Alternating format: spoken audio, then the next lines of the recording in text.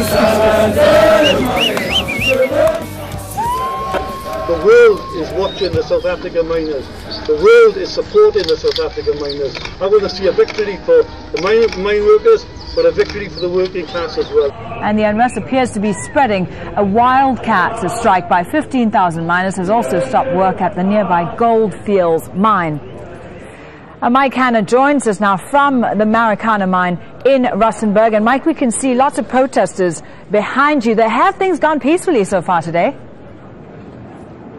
Well, what is interesting is that this is no longer the Marikana mine. The protesters have moved a number of kilometers away from that mine itself and from the settlement close to the mine, which is where they've been gathering through the morning. They have now marched a long way to come along to this mine shaft. This is another of Lonmin's mines in the particular area. As you can see, the strike here, absolutely total. The mine shaft being completely still. No workers on this mine at all. Labour unrest in South Africa's mining industry is spreading. These protesters have forced the world's top platinum producer, Anglo Plat, to shut down its Rustenburg operations. They too are demanding more pay. And after shocking the world by killing 34 people, the South African police have become so cautious, the miners are practically running the show. They promised to fire us if we don't report on duty. We are not scared because we want this money. We demand a living wage of 18.5. We don't have risk allowance, and we are supposed to get it, but we don't get it. Goldfields confirmed that NUM representatives were at the mine to address the miners. The miners refused to speak to the union. NUM denies this. It is not the truth that our leaders were chased away. If they were chased away, by whom? Because there was supposed to be a meeting at the stadium which did not take place. But our leadership is there currently because by that time there was a misunderstanding.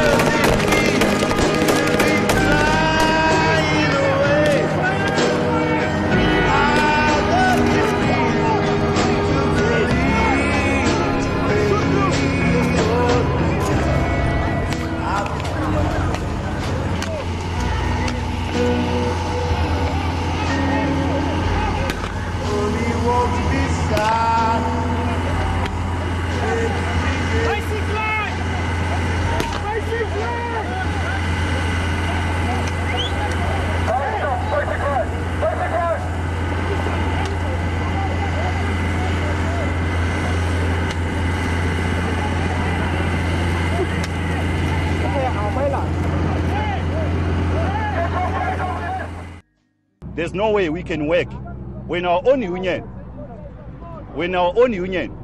is like they are in unity with the management.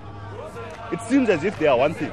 So what we want to do now, we want people who are not going to be corrupted. A groundswell of protest.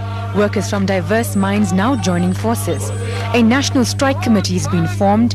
The fledgling Democratic Socialist Movement plans a national strike on November the 3rd. It also plans a mass march to the union buildings.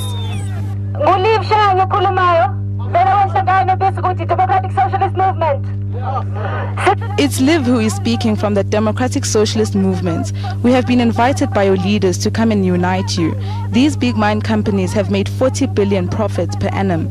With this profit, they can pay all workers. 40 billion, Sentiment backed by steely determination. No amount of killing, no amount of arrest, no amount of intimidation is going to take us back, comrades. NUM, prior to the strike, was the country's biggest union. Cold-shouldered by striking miners, it's still trying to gain traction. The DSM has stepped into this space, championing issues which speak to the miners: a living wage, decent work, youth employment, and a better standard of living.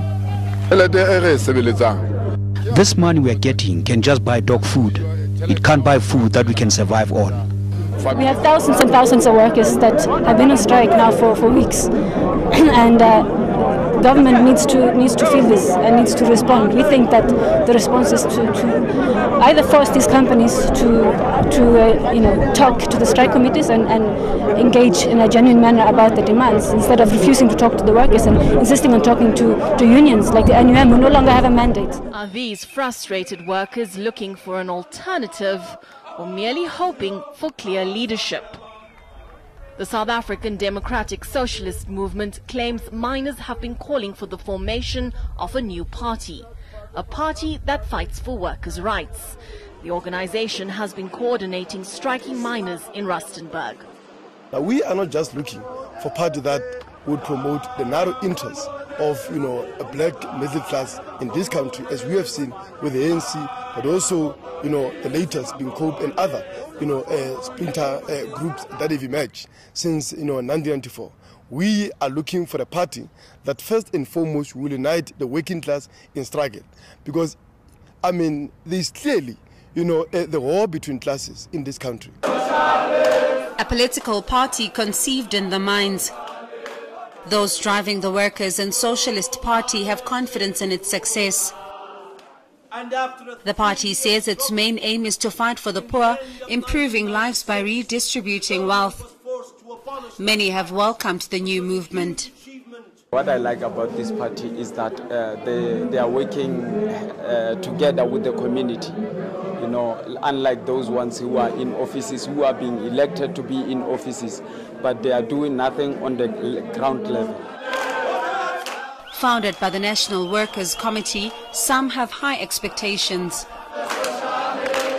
The Workers' and Socialist Party plans to contest next year's elections. As Obama arrived to hold a meeting with youth leaders on the campus, small protests began, with some students objecting to Obama's visit. We believe the students of UJ, the workers of this country, are right in gathering, even though not in great numbers. Comrades, the few of us who are here represent the conscience of millions in this country. As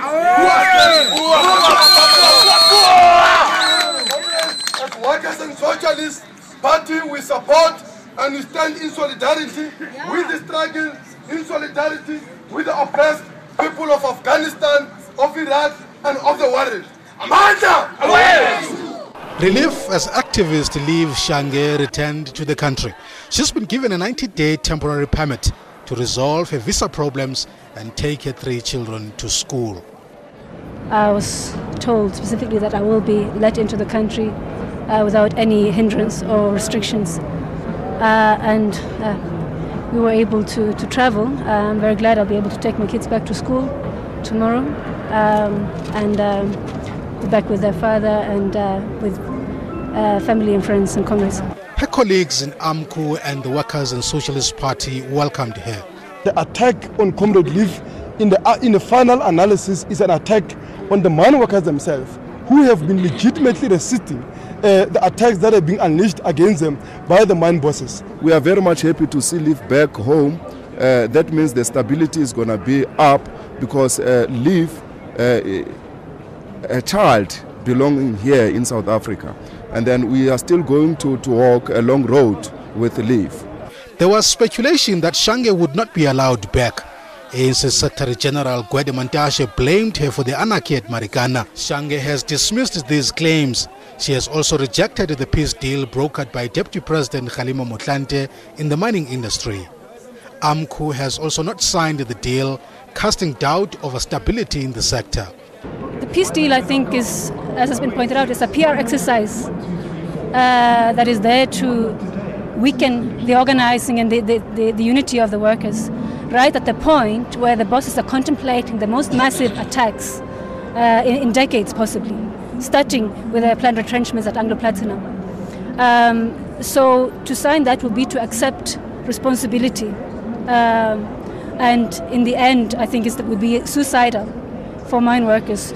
Shange says she will continue fighting for miners' rights. Only on our soil can foreigners create anarchy openly. What is happening in Marikana?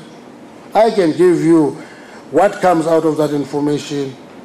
Anarchy driven by people who are from far away. It was better if they were from Nigeria or Kenya. We would say it's our fellow Africans. Sweden, Irish, they are a force behind the anarchy that is happening in the platinum industry. And even plans that, listen, will stock anarchy in Flagstaff next week. It will be there, the plan is out there, and it is only here that it can happen because it is a free-for-all.